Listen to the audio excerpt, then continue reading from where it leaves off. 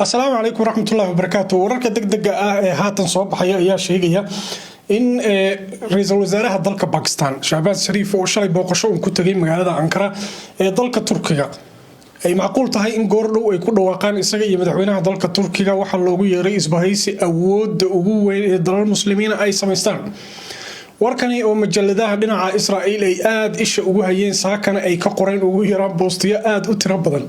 walaaciyo walaahow badanna ay ka qabaan ayaa waxa uu noqday mid run ahaanshihiisa banaanka u soo baxaya. haddaba waxaynu dul istaagi doonaa oo fiiri doonaa bal xogaha ku jira warbixinadani iyo waliba sida dalalkani ay u noqdeen kuwo ay fiita ka dhawaaqeen galbeed iyo Israa'iil oo ishuwan oo iswata weligoodba waa iswateen. marka soo dhawaada qof kasto muuqaalkani soo gaaro ha share garay meel fog ha gaarsiiyo farxadani iyo damaashaadkani dalalka muslimiinta ah u soo yeeray ee ka yimid Turkiga iyo Pakistan. bal marka hore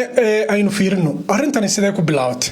dagaalkii dhulka marinka Gaza ka dhacay ee lagu qaaday dadka Falastiiniyiinta ee lagu baabiyay adduunka waxa soo baxday in qaramada midoobay iyo hay'adaha caalamiga ah ee la isku haleeyo dhamaantood ay noqdeen kuwo aan markaas meel la gaarsiisnayn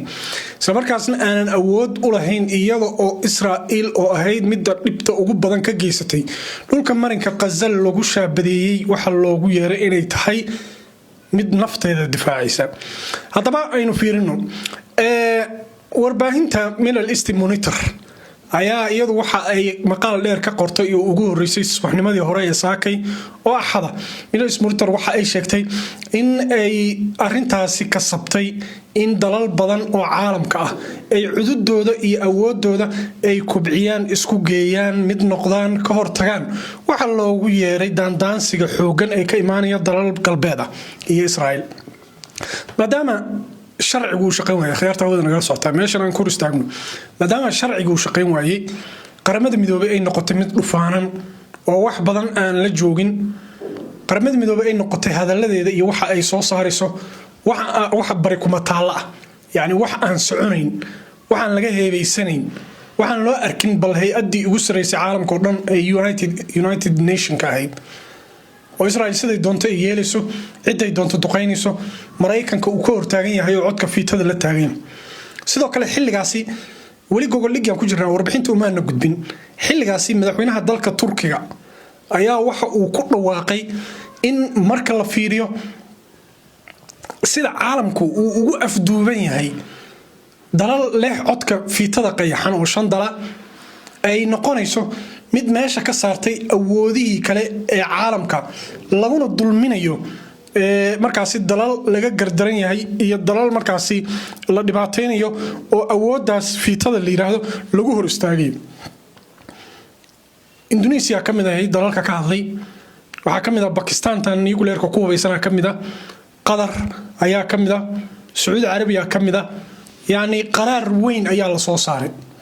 codkaas fiitada ku aadan in dalal gaar ay sameystaan. shalay ugu dambeysay waxaad ogeyd dalalka Mali, Burkina Faso iyo Niger inay ka baxeen maxkamadii dambiyada dagaalka ee ICC iyagoo sheegaya in maxkamadan ay noqoto mid fadhiida oo cid gaar ah u adeegta cid gaarana qabata bal iyagu waxay gaarsiiyeen inay yiraahdaan dalalka Afrikaanka ayaa maxkamadan lagu eriyadaa oo lagu dhibaateeyay ma baahanba maxkamad sax ah. okay intaas waa goboligii faham guud bal caalamka sida uu kala dhaqaaqay sida xaaladdu tahay dalalku sida ay aaminsan yihiin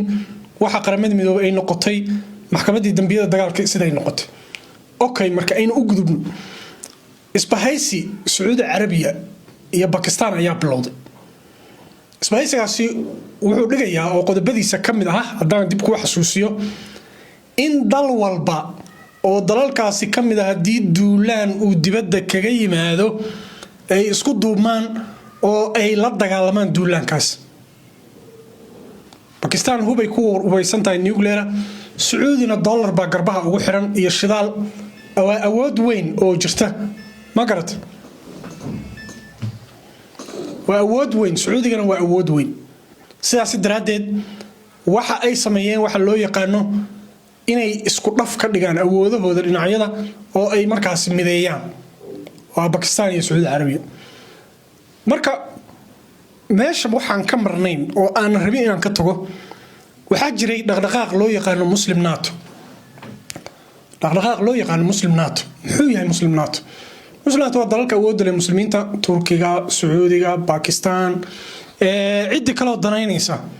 laakiin saddexda dal marka hore lagu bilaabay Indonesia Malaysia iyaguna way ka muuqdaan inay danaynayaan oo ay muslim naataan ku soo biiraan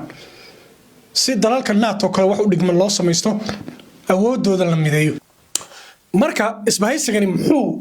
muxuu ka qaaday daaha wuxuu ka qaaday in dalal muslimiina oo laga cabsan karo hadii ay cududooda iyo awoodooda